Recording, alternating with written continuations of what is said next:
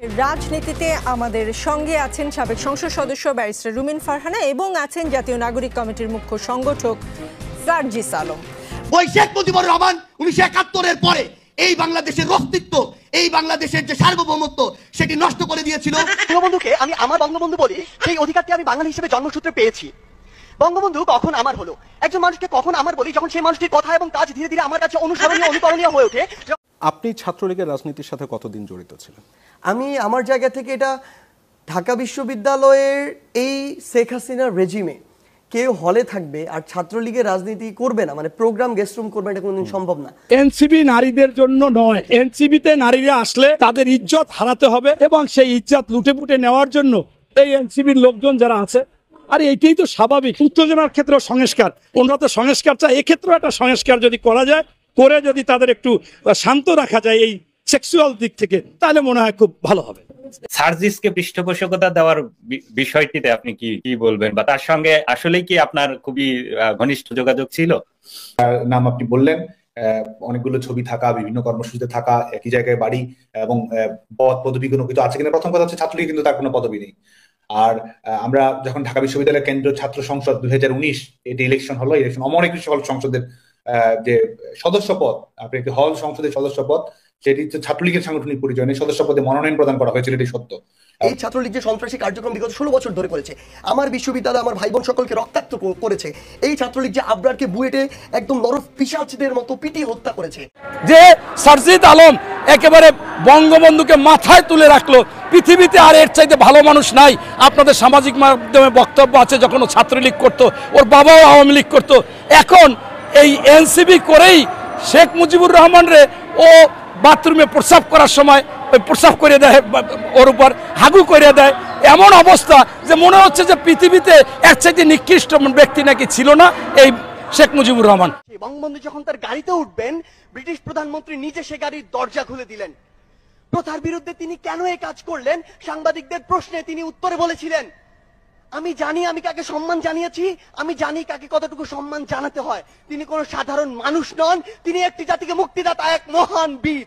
ওই শেখ মুজিবুর রহমান 1971-এর পরে এই বাংলাদেশের অস্তিত্ব, এই বাংলাদেশের যে সার্বভৌমত্ব সেটি নষ্ট করে দিয়েছিল, এই বাংলাদেশকে একটি দেশের কাছে ইজারা দিয়ে। মানে হোয়াট ডাজ ইট মিন? আপনি কি জনগণের সঙ্গে মকারি করেন? আপনি কি রাষ্ট্র পরিচালনাটাকে এক ধরনের ছেলে খেলা মনে করেন? এটা কিন্তু ছেলে খেলা নয় নিকোল।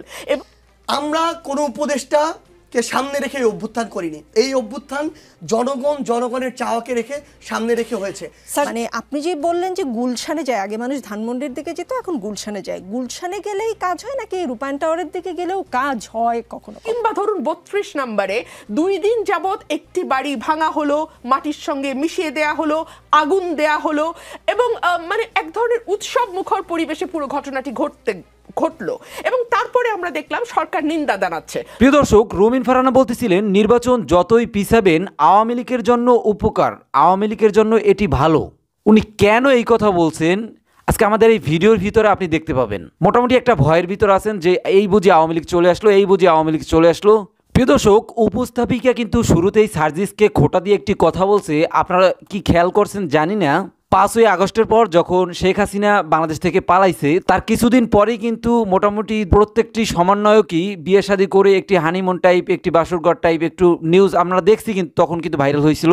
উপস্থাপিকা কিন্তু সেটিকেই খোঁটা দিয়েছেন এবং রুমিন ফারহানা বলতেছেন নির্বাচিত একটি সরকার যখন ক্ষমতায় আসেন তখন তার মেয়াদ থাকেন 5 বছর, সে যদি 6 মাস পরেও সংস্কারের কাজ শুরু করেন, কিংবা একটু 6 মাস উঠতে বসতে ঘুমাইতে শুইতে মানে এরকম যদি চলেও যায়, তারপরও তার কাছে 4.5 বছরের মতো সময় থাকেন, তিনি তখন দেশ পরিচালনা করতে পারবেন কিংবা করেন।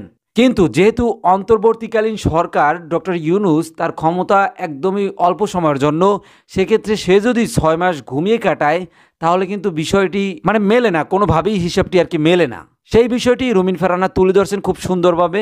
প্রিয় দর্শক, সার্জিসরা আর দেশ কোনোভাবেই কন্ট্রোল করতে পারতেছে না, কোনোভাবেই কন্ট্রোল করতে পারতেছে না। এদিক দিয়ে আওয়ামী লীগ ঢুকে যাচ্ছে, এদিক দিয়ে বিএনপি ঢুকে যাচ্ছে, এদিক দিয়ে চরমোনাই জামাত ঢুকে যাচ্ছে, ভিপি নূর তো আছেই। আজকের এই টক শোতে উপস্থিত আছেন রুমিন ফারহানা এবং সার্জিস আলম। তারা বর্তমান রাজনৈতিক প্রেক্ষাপট নিয়ে কিছু গুরুত্বপূর্ণ তথ্য দিয়েছেন, যেই তথ্যগুলো শুনলে আপনি অবাক হয়ে যাবেন। আপনি তো গ্রাম কিংবা আপনি যেই এলাকায় থাকেন সেই এলাকার নির্বাচন নিয়ে দৌড়দৌড়ির উপর আছেন, কারে দাঁড়া করাবেন, কারে ভোট দিবেন, কিন্তু ভাই একটু গোড়ার দিক তাকাতে হবে, একটু শিকড়ের দিকে তাকাতে হবে। আমি একটু সংক্ষিপ্তভাবে ভিডিওর ভিতরে কি আছে, এই টকশোর ভিতরে আজকে কি আলোচনা হয়েছে সেটি উপস্থাপন করি, যাতে করে আপনাদের এই ভিডিওটি দেখতে সুবিধা হবে, বুঝতে সুবিধা হবে। প্রিয় দর্শক, সমন্বয়ক যারা আছেন তারা বলতেছেন ডক্টর ইউনূসকে সময় দেওয়া দরকার, ডক্টর ইউনূস দেশ সংস্কার করবেন, সেই সময়টুকু তাকে দেওয়া উচিত, সেই সুযোগটুকু তাকে দেওয়া উচিত।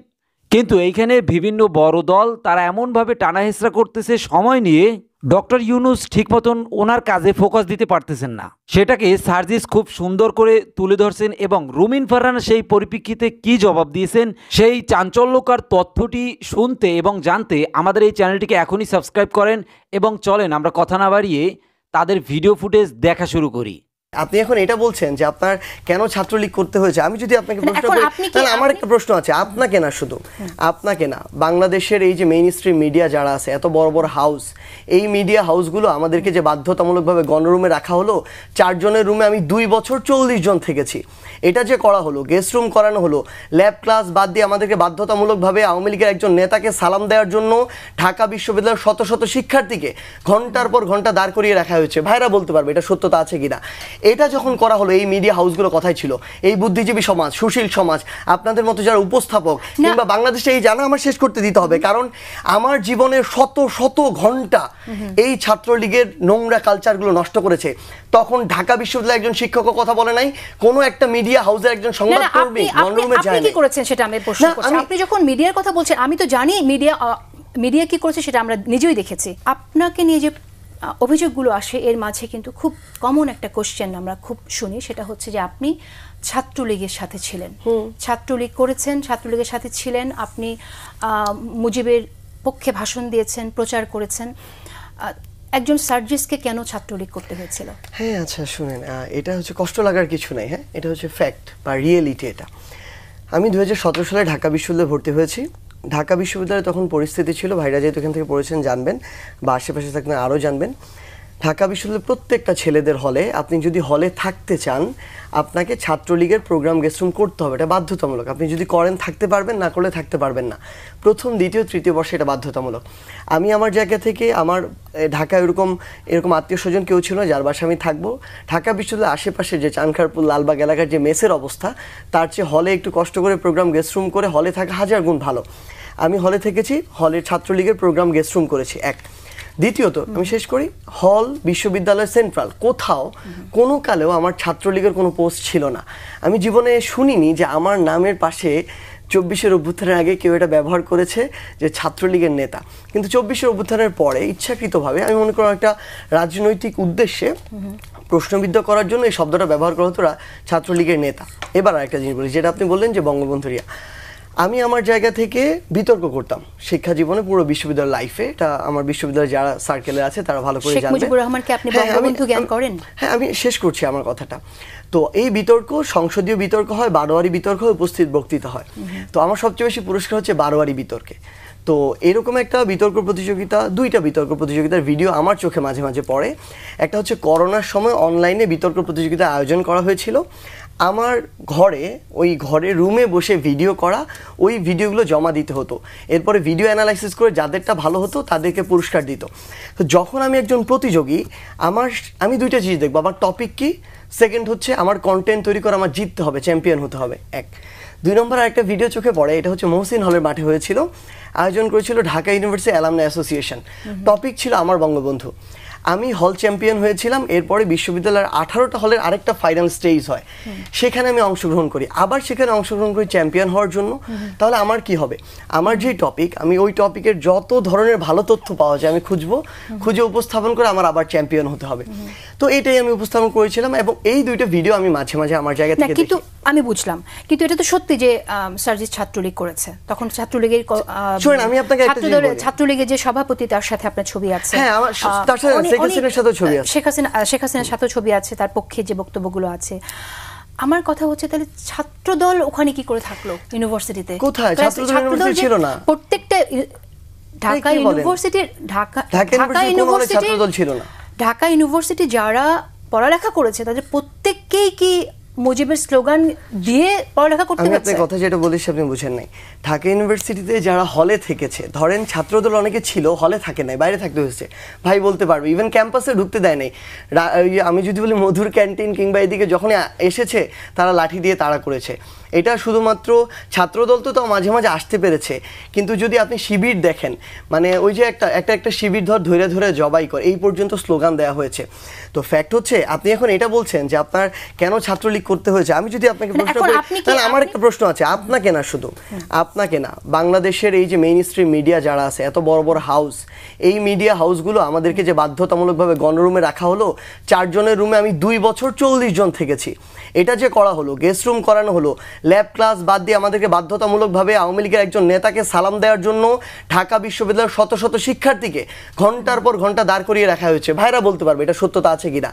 এটা যখন করা হলো, এই মিডিয়া হাউসগুলো কথাই ছিল, এই বুদ্ধিজীবী সমাজ, সুশীল সমাজ, আপনাদের মতো যারা উপস্থাপক কিংবা বাংলাদেশে এই জানা আমার শেষ করতে দিতে হবে, কারণ আমার জীবনের শত শত ঘন্টা এই ছাত্রলীগের নোংরা কালচারগুলো নষ্ট করেছে।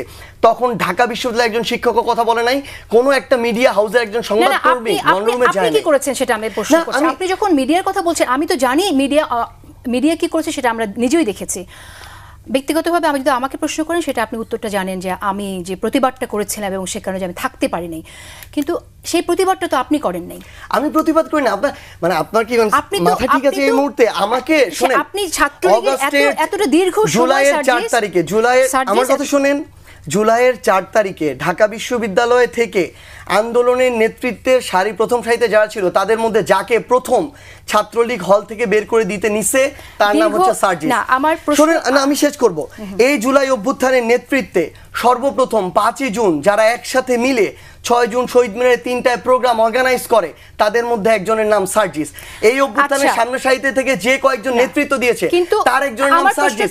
আপনি কিভাবে বলেন যে আমি প্রতিবাদ করি এই কথা? না না না না না সার্জিস, আমি আপনার গণঅভ্যুত্থানে আপনার ভূমিকাকে ডেফিনেটলি ক্রেডিট দেই বলেই আমি আপনার সাথে এটা নিয়ে কথা বলছি। ক্রেডিট দেই বলে আমি এই প্রশ্নগুলো যখন মানুষের মুখ থেকে শুনি সেটার জবাব দিতে চাই বলে আপনার কাছে জবাব জানতে চাইছি যে আপনি দীর্ঘ সময় ছাত্রলীগে থাকলেন, তার ছাত্রলীগের যে অপকর্মের দাগ আছে, সেই দাগটা তো আপনাকেও কেউ কেউ লাগাতে চায়, সেটার দায় আপনি কিভাবে এড়াবেন? এবং আপনার আরেকটি প্রশ্ন শেষ করে নিই সার্জিস, আমি সেটা হচ্ছে আপনার দলের যারা নেতাকর্মী আছে, সেই নেতাকর্মীকে আপনি কি শিক্ষা দিবেন যে তারা এভাবে কোনো ফ্যাসিজম দেখলে এভাবে ছদ্মবেশে থেকে যাবে? ফ্যাসিজম দেখলে ছদ্মবেশে থেকে যাবে কিভাবে? যেভাবে আপনি ছিলেন? না, কোনদিনও না। আপনি এই কথা বলতেই পারেন না। সবচেয়ে বড় কথা হচ্ছে, আমি ঢাকা বিশ্ববিদ্যালয়ে পঞ্চগড় থেকে ফার্স্ট ইয়ার একজন ছেলে 2017 সালে পড়তে এসেছি। আমার ওই সামর্থ্য আছে ছাত্রলীগ, শেখ হাসিনা কিংবা এই পুরো রেজিমটার বিরুদ্ধে দাঁড়ানো? আমি 2017 সালে এখানে এসেছি। 9 থেকে 17 সালে এটা কিভাবে আসলো? তখন বাংলাদেশের রাজনৈতিক দলগুলো কি করেছে? আরো যারা এত বড় বড়, না না আমার শেষ করতে হবে, আপনি তো প্রশ্ন করেছেন, আমার তো উত্তর দিতে হবে। এই যে এত বড় বড় স্টেক হোল্ডার যারা এখন নিজেদেরকে অনেক বড় কিছু দাবি করে, তারা তাদের জায়গা থেকে কি করেছে? আমি তো আমার জায়গা থেকে যখন আমাকে বাধ্যতামূলক এটা করানো হয়েছে, আমি করার পরে যেদিন আমার সাহস হয়েছে, না আমি শেষ করি, যেদিন আমার সাহস হয়েছে আমি এটার বিরুদ্ধে প্রতিবাদ করতে পারি, ওই দিন আমি নিজে আমার ফেসবুকে, এখনো এটা আছে, এটা 2020-21 সালের কথা আমি দিয়েছি, ঢাকা বিশ্ববিদ্যালয়ের জন্য এই বাধ্যতামূলক ছাত্র রাজনীতি একটা অভিশাপ, এই লেখাটা আমি যেদিন লিখেছি অন্য কোন সক্রিয় রাজনৈতিক দলের একজন নেতাকর্মী এটা লিখতে পারে নাই। এটা করেই আমরা সেখান থেকে বের হয়ে এসেছি। আর যদি আগ্রহ থাকতো বা কোনো কিছু সুবিধা নেওয়ার ইচ্ছা থাকতো, তাহলে তো একটা পোস্ট নিতাম। কখনো পোস্ট নেই নাই তো। আমাকে সাদা হয়েছে যে আমি হলের ক্যান্ডিডেট হব কিনা, কারণ আমার চেয়ে ওই মুহূর্তে মানে কম্পিট করার মতো আমার সাথে আমার সমবয়সী কেউ ছিল না। কিন্তু আমাকে ওইটি দিয়ে কখনো এইটুকু প্রলোভিত করতে পারে নাই যে তুমি একটা পোস্ট না, ওটা ছেড়ে চলে এসেছি, তারপরে চাকরির দিকে গিয়েছি। ওকে, আপনার যারা নেক্সট ফলোয়ার্স যারা হবে তাদের জন্য আপনার বার্তাটা কি, যে ভবিষ্যতে কখনো যদি এরকম কোনো ফ্যাসিজম দেখে তাহলে কি শুরুতেই প্রতিবাদটা করবে নাকি এভাবে থেকে যাবে? এটাকে আপনার এক লাইনে বলবেন। হ্যাঁ, না মানে এটাই, মানে আমরা প্রত্যাশা খুব করে প্রত্যাশা করি আর কি 2009 সালের প্রতিবাদটা যেন 10 সালে আপনিও করতেন, 11 সালে করতেন, তাহলে আমি করেছিলাম। এটাই, আপনি তো চলে যেতে হয়েছে না, আমরা তো যাই নাই, আমাদেরকে বাধ্য করা হয়েছে, আমরা তারপরে যাই নাই। আমি আওয়ামী লীগ, আমার কাছে